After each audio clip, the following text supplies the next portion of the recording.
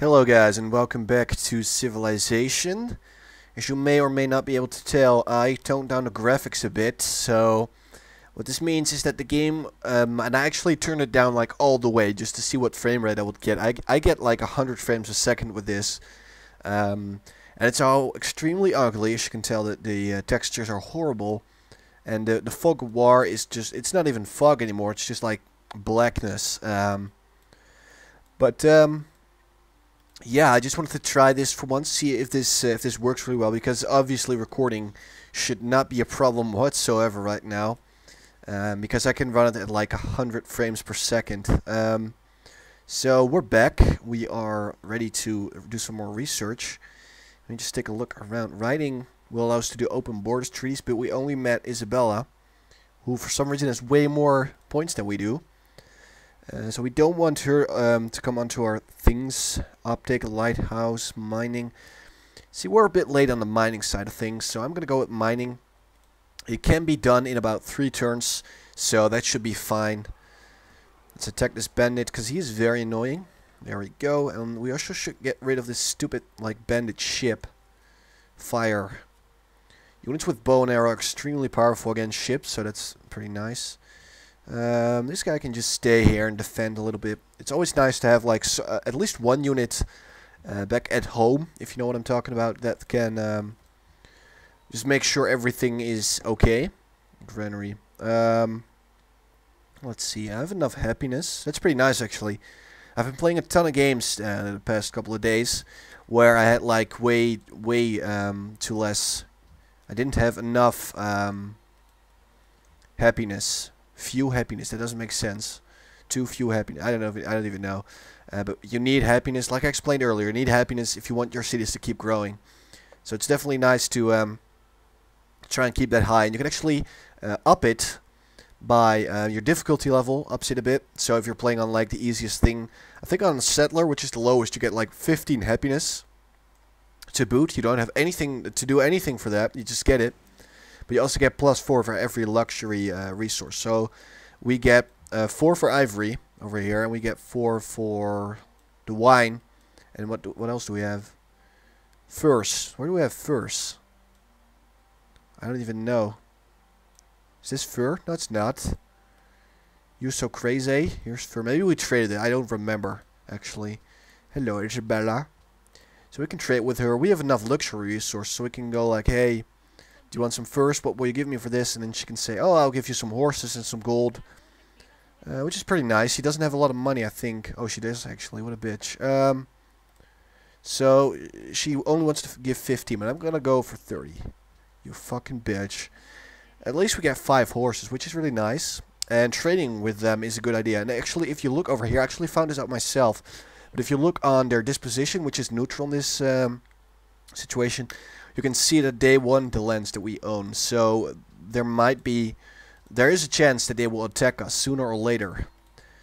You don't know for sure if they're going to do it, but there is a chance. So if you see that, then just be careful, you know. You don't want to be murdered by freaking the Spaniards. So let's see, masonry. Optics. Optics allow you to embark, which means a normal unit, like a worker, can just walk in, over here and then get on the little boat and just go away.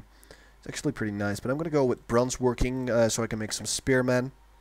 Now, if some of you are wondering, if some of you are wondering, you can do what your advisors tell you to. You know, that can be a good thing to do. But sometimes you can also, you know, have your own sort of plan. So if you're like, I feel that I should make more defense, then you can go for bronze working and make sure that you have a couple of extra units. Like spearmen, you know, if you feel that you only have warriors and archers and you don't feel safe, then, you know, just make that effort to get some extra defense in there. Let's see, what can we make? A stable, which improves production anyway, but it also produces even more if you have like horses, sheep, and cattle nearby. So we do have horses, we don't have sheep, and deer don't count. But oh well, let's go make a workboat so we can actually make use of this fish. Let's see, what are they focusing on? I did change something, so Like this, they have enough food. Like this, they grow even faster. Like this, they produce a lot. But I can go like that, and then it only takes them 9 turns. Let's just give him some food then. That's fine. Sometimes if your... Wow, happiness went down a lot since we traded our furs with Spain. So if you are very unhappy, if your people are very unhappy, then do not trade your luxury resources, obviously. That's a bad thing to do. But you can also... basically your happiness goes down if you have too many cities. So I think it gives you +2 unhappiness for number of cities. So we have... Oh, if it gives you like 3 unhappiness. Every city gives you 3 unhappiness. And then also 1 happiness per citizen. So be careful of that, because it can get out of hand real fast. And if you're like, oh, my happiness is only 1, and I don't want my my citizen number to improve, you can always go here and say avoid growth, and then you won't get any more citizens.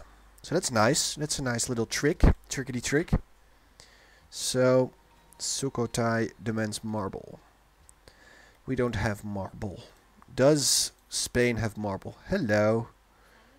She still doesn't like me that much. Horses. What do you want for it? Wine. See, I don't want to give my wine because I actually do want to make a new city soon. So goodbye. She doesn't have marble anyway, so I don't even want to do anything to do with her. Now, what you want to do with your gold is either buy more tiles, as I showed you earlier, or you basically do not want to hang on to too much money. So you can use that money to buy some horsemen. Now, I don't have too many horses myself, so I actually want to use some of her horses, so I can make myself some units. So I just bought a horseman, so I don't have to train him anymore. And let's see, circus. Let's improve happiness. So circus improves happiness by 2. That's a nice thing to have around. I actually do want a city here, but I can see Isabella is quickly expanding. So this game is pretty bad. I'm not gonna lie. I'm probably not gonna win this game. It'd be nice, you know, if I actually did win. But oh well. Go over there. She has a lot of horses too, I can tell. 4 here, 4 there. Jesus. Just fire on the ship. This is another good thing, reason to have some archers around. So you guys can just make a camp here for these delicious deer. So we definitely do need another city. Honestly, I don't want to waste time with this thing. Go ahead, make a settler. And like you know, if you are building a settler, you do not need food at all. So let's focus on production. Obviously, this one is 2, so that's good. This one is 1, but a lot of money. 1 money, 1 money. This one, yeah, is acceptable. Let's go with that one for some extra money as well. So we're making some money, and it can produce settler 9 turns. Decisive. Oh crap! There's 2 of them. That's kind of sucky, but oh well. And I actually do want these bananas because they give a lot of food and stuff. This is actually a nice place in this little bay area to make another village, or maybe here. If I can't get here fast enough, then I'll just make him make these cities somewhere else. Because I do want those bananas, and I actually am I even? Oh yeah, I am next to the sea, so that's nice. So I will probably expand either here or somewhere here, and then later on in the game I'll probably make another city here, so I can or here actually, so I can make use of the furs that are here and the stone and the fishes. Let's see, let's attack them, or wait, let's fire an arrow at them. Can we? Oh, there's a forest in between. It's kind of sucky. Okay, let's just attack them then for the major victory. There you go. Oh, no, actually on good terms with Florence. We are friends, and now we are actually allies with them, and they are a cultural. Now ally of Florence. So if you click on them, you can see what they are. So allies, you receive 6 culture per turn, and you also get furs because you are allied with them. And they are a culture trait. Everyone is a single trait, so they give you culture, and that's pretty much all they do. I'm gonna pledge to protect them. See, they are like, oh, that's so nice. You're protecting us. You are such a nice guy. Even if you don't like hold up to that promise, they're still gonna be like, oh, that's so nice of you. And Yeah, we're already losing our grasp. Ooh, a golden age dance, which means we're making some more money. Let's go ahead and make optics so I can embark on the water. Also build lighthouses, which produce more food, if I'm not mistaken, from the water. There we go. Horsemen, go here. Protect the bananas. The bananas. Okay, walk around this way. No longer the ally of Florence. So they are still giving us, I think, 3 culture a turn now. Friends. Yeah, I received 3 culture, but I cannot see what they do. So if you're allies with them, then they will basically say what they see in their surrounding area. And that's actually very nice. Ooh. Happiness increased because we discovered a natural wonder. Every world you encounter, you start a new world, you know. There's always a couple of natural wonders to see. Like the Great Barrier Reef is one of them. The Grand Mesa, this one. And there's lots of them. There's about, I think, 4 every world. It sort of depends on the size of your world. But they basically increase your happiness when you see them. Because your people are like, oh my god, I can't believe something so beautiful actually exists. And then they're all like happy. So that's it's nice to find. You know, it doesn't cost you anything, and you do get like free happiness. So that's nice. The Great Lighthouse. They are saying that I should build that, but that's probably not the best idea. I'm gonna go with a trireme, I don't know, or worker. I see that we have lots of like different tiles that have not been worked, and we only have 1 worker. Now, like I said, I do remember saying this at least once before. 1 worker city is at least the minimum, so you cannot run multiple cities with just the 1 worker. That won't work out very well, seeing as there's so many improvements to make. Oh, she's making more and more cities. Wow. Now, obviously, if you have more cities, you get more points as well, most of the time at least. Because you can easily get lots of points by that. So, let's see, make a trading post. So if you are like, oh my god, they have more points, I don't know what to do, it doesn't necessarily mean that they're gonna like own you.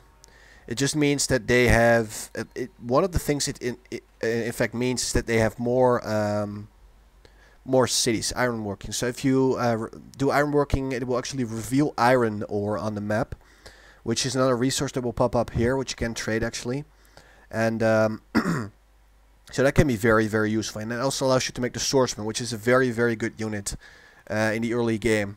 So let's go with that. Now in our main capital city, we can build something to increase science, culture. The Hanging Gardens is a very nice wonder. I think it's actually new because of the downloadable content that I have. But it produces 10 times more food and some culture as well. So let's go with that, because I can tell that the growth in our capital isn't going very, very fast. Well, let's hope they're actually not expanding too fast. These stupid Spaniards. Oh crap, what's it? Oh, okay, it's just a barbarian ship. Kind of annoying, and there's nothing you can do about it because they're underwater and I am not. So, and they just made a new encampment right next to us. So let's actually pull back these units. Except for the horsemen. I'm going to keep the horseman and the warrior here, just in case the Spaniards decide to declare war, because trust me, if I make a town or city here, they will declare war, because they want bananas. Bananas are nice, they give a lot of food, and basically that spot is pretty awesome for a, let's see, for a city. So, I'm going to go with Liberty. You don't necessarily have to fill all these things up. You can if you want to, you don't have to. And if you go for Liberty, you get more culture, and the first one will give you a free settler, and you can get a free worker, and you can build things faster. So I'm going to go with Liberty. And also, if you adopt it, you get 1 culture in every city you own. So next time, we will be able to get either a free worker or a free settler, so we can immediately go and make another city. Now we still need to go here, so let's... this guy can go back. You warrior can go back, because we need to clear that encampment. I don't like that right around the corner. Now I'm going to keep most of my troops here, because this is where the battle will go down. It will probably take a little while, because they don't, the NPCs don't, the non-player characters that means don't usually declare war like immediately. But they will later on in the game if you piss them off in any way. If there is like something red, you know, like I showed you earlier, like they want your land, like a bad thing, they will try and murder the shit out of you and take your city. And if you're playing on a higher difficulty, like I'm playing right now, I am playing on normal, but that's pretty high for me. I'm not the best player, so there's actually a pretty good chance that they will rape me and take my city. It happened to me earlier. I was playing on even a higher difficulty. I was playing on hard. And I was playing against Babylon, and they had so many cities. They could just keep churning out units, and there was nothing I could do. So in the end, he just took one of my cities, and I just kept defending myself, but I couldn't take my own city back. It was very annoying. So yeah, if you're in like a danger zone, don't forget to build things like walls. That's one of the first things I'm going to do if I build my city here, because I think I'm going to build it here. Because if you build it on the bananas, you will automatically harvest them. Here we go, settler go. He's a bit slow due to these stupid forests, but that's fine. So if I make my city here, I'll automatically get bananas. And if I make it here, I get sheepies, you know, that way. So if you start out and you're like, oh, I want that resource, then you can just build a city on it and you will get it. So let's say you see these sheeps, but you're like, oh, I don't have animal husbandry yet. Just build a city, and that should work from my experience. I'm not quite sure. Like, I can't say that I'm 100% sure, but I think that works. So you could give that a try. Let's just chill out. One more turn until we're getting our beautiful new city. Now, our happiness is running a little bit low, so I'm going to go with the circus now. And we also built a worker, which is great, because now we can get building on some more things. Just go here. Archer can just heal up. Just alert and make a mine for some extra production, of course. As you can see, food is pretty fast, production is pretty low, so obviously building a mine first is a pretty sensible thing to do. Next turn we will have it. So let's connect our two cities through a road. If I haven't explained it yet, you get more money from them because they can, you know, trade. Let's found this city. Boom. Muang, Saluang.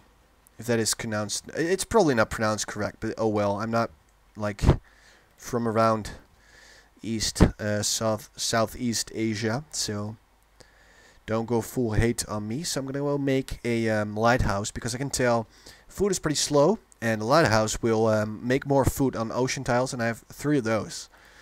So that will make it easier for me to bring in some extra food from there. And as fast as possible, I will want to make a road. Oh, there we go again. Stupid bandits, barbarians, whatever.